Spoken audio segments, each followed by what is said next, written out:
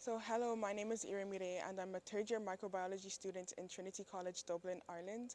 And I've always been particularly interested in science since I was in junior cert level, as I always found the human body and pathogens and diseases really interesting. And as a microbiology student, I'm quite interested in bacteria and how they interact with one another and how their interactions can lead to disease progression, and I have a particular interest in human disease and health. By undertaking this project, I was able to advance my knowledge about bacteria and how they interact with one another.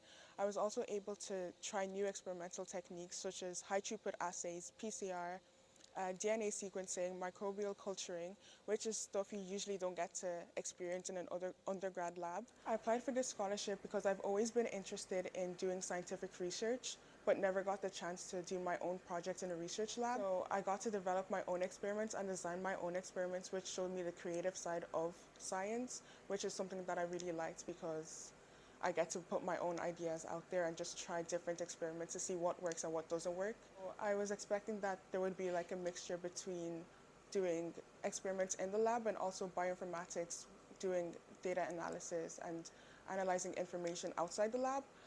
I got a good mixture of the two, which I was really happy about because usually in undergrad we didn't get much experience in bioinformatics.